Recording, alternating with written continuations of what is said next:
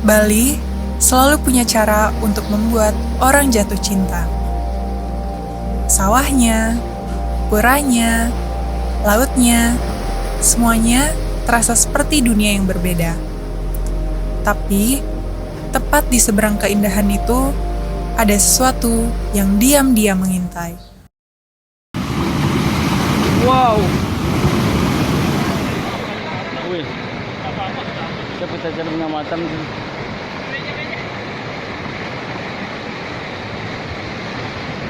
Gili berduka. Selat Bali menyimpan riwayat gempa dan tsunami yang pernah memporak-porandakan Lombok. Bisa saja suatu hari menyapa pesisir ini. Selamat datang di Kearifan Lokal. Ake sebagai local wisdom, pilar mitigasi tsunami di Teluk Benoa.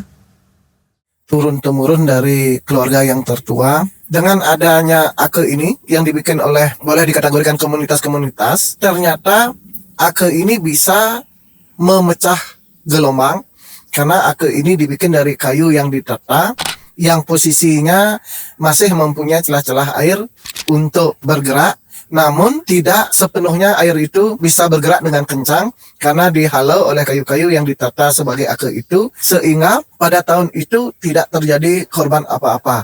Maka dari itu kami di pesisir terutama yang ada di Teluk Benoa ini, bahwa Ake salah satu metode atau cara juga dalam bentuk pencegahan daripada gelombang besar atau boleh dikategorikan menanggulangi bencana alam seperti tsunami. Bagi masyarakat Tanjung Benua, Ake bukan hanya benda atau tradisi biasa. Ake dibuat menggunakan bahan-bahan sederhana dari alam sekitar. Namun, di balik kesederhanaannya, terdapat nilai kearifan lokal yang diwariskan secara turun-temurun. Tradisi ini mengajarkan masyarakat untuk hidup selaras dengan alam. Jadi kayu yang ditancapkan segi 4, 2 bagian itu akan memegang kayu-kayu yang akan ditata di dalamnya yang berdiri, sehingga kayu-kayu itu mempunyai rongga. Rongga itu bisa dijadikan tempat ikan diam.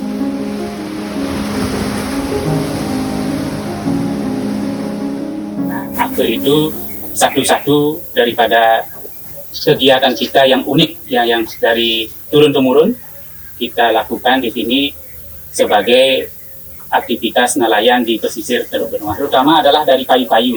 Kita harus menunggu waktu yang baik. Mungkin kalau di Bali kita ada istilah Balinese kalender itu ada pasang surutnya, ada istilah sasih-sasih seperti itu ya, yang perlu kita tunggu untuk bikin Ake itu biar bagus dan bisa berhasil. Nah, sebelum itu juga kita harus survei melihat di mana kira-kira tempat yang baik untuk bikin Ake biar tidak terlalu kena arus yang deras, karena kalau di tempat arus yang deras mungkin kayu-kayu itu akan hanyut terbawa arus. Di satu sisi dia tidak terlalu dalam, artinya pada saat air surut tempat itu tetap ada air, tetapi tidak terlalu dalam. Jadi kalau pada saat kita memanen, jadi kita bisa dengan leluasa, tidak ada kendala. Cari juga tempat yang strategis, tempat yang mungkin dekat dengan rumput lautnya, dekat dengan ada karang-karang, karena secara alami atau secara logika ikan-ikan itu akan dominan, sebagian besar tinggal di situ.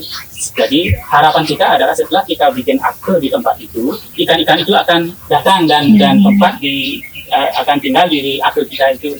Jadi setelah kita tahu tempatnya di mana, baru kita akan bikin lubang, kita akan gali hasilnya di situ biar agak dalam ya.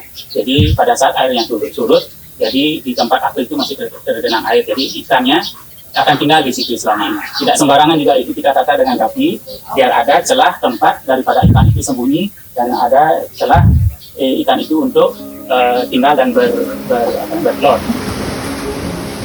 Terkadang kita berpikir bahwa mitigasi bencana itu soal teknologi. Itu tidak salah, tapi ada satu hal yang kerap kita lupakan, bahwa sebelum semua teknologi itu ada, masyarakat pesisir sudah punya caranya sendiri.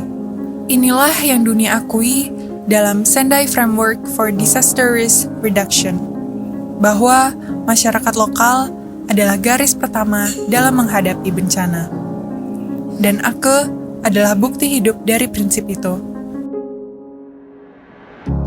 Di tengah arus modernisasi, tradisi seperti Ake menjadi pengingat bahwa kearifan lokal bukan sekedar warisan masa lalu. Ia adalah pengetahuan, identitas, dan cara masyarakat bertahan hidup. Teluk Benua mengajarkan satu hal, bahwa hubungan manusia dan alam harus dijaga dengan rasa hormat. Karena di balik setiap tradisi yang bertahan, selalu ada alasan mengapa ia tidak boleh hilang.